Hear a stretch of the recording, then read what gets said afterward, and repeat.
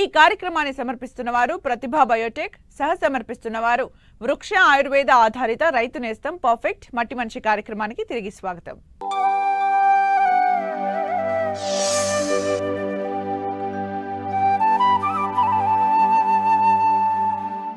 మారుతున్న కాలానికి అనుగుణంగా సాగు విధానంలో కూడా మార్పులు వస్తున్నాయి. కానీ చాలా మంది రైతులు సాధారణ పద్ధతిలోనే కూరగాయ నార్ల పెంపకం చేపడుతున్నారు. అయితే ప్రతికూల వాతావరణ పరిస్థితుల కారణంగా నారుమడుల్లో తెగుళ్ల తీవ్రత ఎక్కువై సరిపడా నారు అందిరాక తీవ్రంగా నష్టపోతున్నారు. ఈ సమస్య నుండి గట్టెక్కేందుకు షేడ్ నెట్లలో, ప్రో ట్రేలలో నారు పెంచే అధునాతన విధానం రైతులకు చేయూతనిస్తోంది. ప్రతి విత్తనాన్ని మొలకగా మార్చి ఆరోగ్యకరమైన నారు పొందేందుకు తోడ్పడుతోంది. ప్రో ట్రేలలో నారు పెంచే విధానం గురించి కరీంనగర్ జిల్లా జమ్మికుంట కృషి విజ్ఞాన కేంద్రం శాస్త్రవేత్త డాక్టర్ వేణుగోపాల్ ద్వారా తెలుసుకుందాం.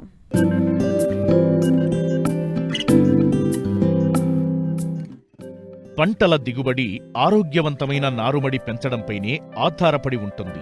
అధిక దిగుబడులు పొందడానికి నారుమడి దశలోనే రైతాంగం శ్రద్ధ వహించాలి. ఇప్పుడు 100% మంది రైతులు హైబ్రిడ్ విత్తనాలనే ఎక్కువగా వాడుతున్నారు. వీటి ధర కూడా ఎక్కువగానే ఉంటుంది. కాబట్టి ప్రతి విత్తనాన్ని మొక్కగా మలిచేటట్లు చూసుకోవాలి. కానీ చాలా వరకు సంప్రదాయ పద్ధతిలోనే నారును పెంచుతున్నారు. దీనివల్ల ప్రతికూల పరిస్థితుల్లో చీడపీడలు ఆశించి నాణ్యమైన నారు అందక ఇటు పెట్టుబడి అటు సమయం వృధా అవుతోంది.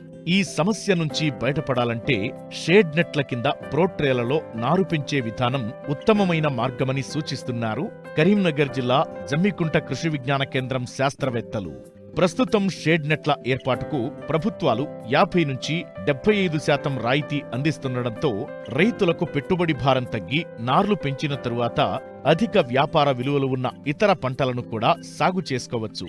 షేడ్ నెట్లలో నియంత్రిత వాతావరణం మధ్య నారు పెంపకం ఏ విధంగా పెంచాలో సూచిస్తున్నారు శాస్త్రవేత్త డాక్టర్ వేణుగోపాల్. విత్తనం కొనే దగ్గర నుంచి రైతు నష్టపోవడం గమనిస్తూ ఉంటాము. ఉదాహరణకి మామూలుగా సాగన పద్ధతిలో ఎత్తైన మళ్ళు చేసుకుని రైతు నారు పెంచుకున్నప్పుడు మనకు 40 గ్రాములు సరిపోవాల్సిన విత్తనం వచ్చేసి అది 100 గ్రాములు పడుతూ ఉంటుంది. అంటే మనకు విత్తన దశలోనే అక్కడనే రైతు నష్టపోవడం అనేది మొదలవుతూ ఉంటుంది.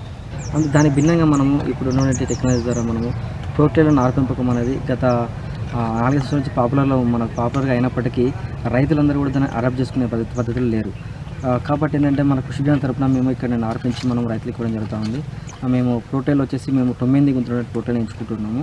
ఈ 9 గుంతల ప్రోటైల్లో మేము రైతుల కోసం మిరపనారు కానీ, టమాటా కానీ, క్యాబేజ్ కానీ, కాలీఫ్లవర్ కానీ, బంతి కానీ ఇవన్నీ రకాలుగా మేము ఇక్కడ నారు పెంచడం జరుగుతూ ఉంటుంది. అయితే ఈ యొక్క నారు పెంచుకునే విధానంలో రైతు కూడా తమ పొలంలో చేసుకోవాలంటే ఏం చేయాలంటే ముఖ్యంగా ముందుగా తనకుంటే ల్యాండ్ని ఒక లెవెల్గా ఒక చదునుగా చేసుకున్న తర్వాత దానిపైన కంకర కానీ లేదంటే చిన్న గులకరాలతో చేసినట్టు ఒక బెడ్లు తయారు చేసుకోవాలి. 1 మీటర్ వెడల్పు ఉండి ఒక 4-5 మీటర్ల పొడవునా సరే ఆ బెడ్లు తయారు చేసుకుని వాటిపైన ట్రైలు మనకి ఎకరానికి అయితే 150 నుంచి 200 ట్రైలు అవసరం అవుతాయి. పంటను బట్టి మనం మార్చుకోవచ్చు. ఈ యొక్క ట్రైలు కూడా మన మార్కెట్లో వివిధ రకాలుగా మందాలతో లభ్యమవుతూ ఉంటాయి. ఒకటి వచ్చేసి మనకు 0.4 mm ఉండొచ్చు, 0.6 mm ఉండొచ్చు, 0.8 mm కూడా ఉండవచ్చు మన మార్కెట్లో. అయితే ఎక్కువ మందం ఉన్న ట్రైన్ తీసుకున్నట్లయితే మనకి ఏంటంటే ఎక్కువ కాలం మనకు ఉపయోగపడుతూ ఉంటుంది. ఒక 8 నుంచి 10 సార్లైనా మనం నారునందులు పెంచుకోవచ్చు అనమాట. ప్రతిసారి పెంచుకున్న ప్రతిసారి మనము ఆ ట్రైలను ఎప్పుడు కూడా బ్లాటెక్స్ కానీ బాక్స్ని కానీ ఎప్పుడు కూడా శుభ్రం చేసుకున్నట్లయితే మనకు ఆ ట్రైల నుంచి వచ్చేటువంటి ఏమైనా శిలీంధ్రాలు కానీ ఆ మొక్కకు రాకుండా ఉంటాయి. కాబట్టి ఆ వాడిన ప్రతిసారి ఆ ట్రైలను మనము కడుక్కోవడం ఉత్తమం అనమాట. దీంట్లో మనం వాడే ముఖ్య మాధ్యమం ఏంటంటే కోకోపీట్ను మన వెర్మి కంపోస్ట్ కలిపి వాడుతూ ఉంటాము. ఈ యొక్క ట్రైలర్లో మొత్తం కూడా మనము కోకోపీట్ వెర్మి కంపోస్ట్ని 1:2 రేషియోలో కోకోపీట్ ఒక పాలైతే 2 పాలు మన వెర్మి కంపోస్ట్ని ఉపయోగించుకొని ఆ మిక్చర్ని మొత్తం కూడా మనం కలిపి ట్రైలర్ నింపిన తర్వాత ఒక్కొక్క విత్తనం డెప్త్లో వేస్తూ ఉంటాం అన్నమాట. తర్వాత వేసిన తర్వాత మొత్తం కూడా మళ్ళీ కోకోపీట్ మళ్ళీ మిక్చర్తో మళ్ళీ మొత్తం నింపిన తర్వాత మనం ఒక 3 రోజులు కూడా ఆ విధంగా ట్రైల్ ఒకదానిపైన ఒకటి ఉంచుకోవడం మనం ఉంచుకోవచ్చు. ఒక 4 రోజుల తర్వాత మనం ట్రైల్ అంతా వరుసగా పెట్టేసుకొని కూడా మనము డైలీ రోజుకి అంతా నీళ్లు పడుతున్నట్లయితే మనకు ఒక 4-5 రోజులలో మొలక వచ్చేస్తాయి. వచ్చిన మొలకల్ని కాపాడుకుంటూ ఉన్నట్లయితే మనకి ఏంటంటే ప్రతి ట్రైలో కూడా 9 మొక్కలు 100%గా మనకు వస్తే అవకాశం ఉంటుంది. రైతు అనేది మనకు ఈ యొక్క విత్తనం అనేది వేస్ట్ అవ్వకుండా మనం గమనించవచ్చును. సాధారణ పద్ధతిలో మనం నారును గమనించినట్లయితే ఏంటంటే ఆ మొక్కలు పీకినప్పుడు ఏంటంటే ఆ వేర్లతో సహా పీకినప్పుడు మొత్తం వేర్లు తెగిపోతూ ఉంటాయి. అవి మనం మేడ్ ఫీల్డ్లో తీసుకెళ్ళినప్పుడు ఆ వేర్లు తెగిపోయే అవకాశం ఉంటుంది. కాబట్టి అదే మన ట్రైలర్ నాటుకున్నప్పుడు ఏంటంటే మన నార ఏదైతుందో దాని వేర్లకు తగ్గట్టుగా కుక్కపీట కానీ వెర్మికప్స్ అలా అదే విధంగా అతుక్కొని ఉంటుంది. కాబట్టి ఆ యొక్క వేరు అనేది తెగిపోకుండా ఉంటుంది. కాబట్టి మనం మేలు పొలం తీసుకున్నప్పుడు ఏంటంటే అది డైరెక్ట్గా బలంగా అతుక్కునే అవకాశం ఉంటుంది. కాబట్టి అంటే ఈ విధంగా రైతు అనేది మొట్టమొదటి విత్తన దశ నుంచి మన నారు పెంచుకునే దశలోనే మనకు ఆ నష్టం పోకుండా ఉండడానికి ఇది ఒక అవకాశం ఉంటుంది. అలాగే నారని సాధారణ పద్ధతిలో అయితే ఎక్కువ రోజులు పడుతుంది నారు పీకాలంటే, అదే యొక్క ట్రైలర్లో నాటుకున్నట్లయితే మనకు తక్కువ రోజులు 20 రోజుల్లోనే మనం నాటుకోవాల్సిన అవకాశం ఉంటుంది. మిర్చి అయితే 25 రోజులు నాటుకునే అవకాశం ఉంటుంది.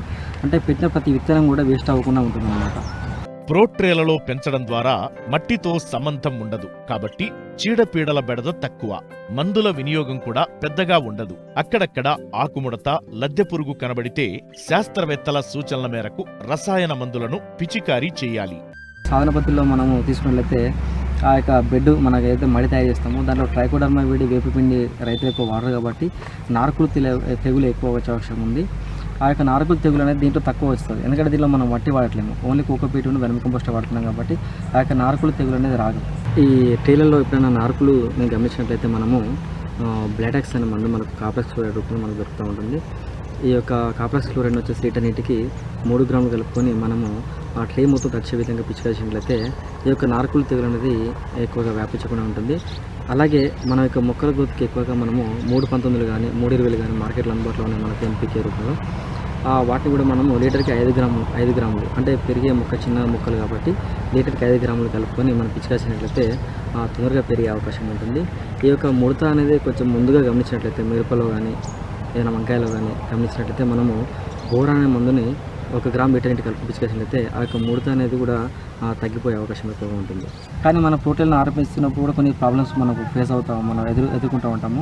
దానిలో ముఖ్యంగా మనకు నల్లి ప్రాబ్లం ఉంటుంది, అలాగే త్రిప్స్ ప్రాబ్లం ఉంటుంది, అలాగే లద్దె పురుగు ప్రాబ్లం కూడా అప్పుడప్పుడు గమనిస్తూ ఉంటాము. దీనిలో భాగంగా మనకు ఆకుముడత కింది ముడత వచ్చినట్లయితే మనము మామూలుగా ఊమైట్ అనేది మనకు ప్రొపగేట్ మందు మనకు మార్కెట్లో దొరుకుతూ ఉంటుంది. అది 1 లీటర్ నీటికి 2 ml కలిపి మనము ఈ యొక్క నారు మీద స్ప్రే చేసినట్లయితే ఆ యొక్క కింది ముడత అనేది పోయే అవకాశం ఉంటుంది.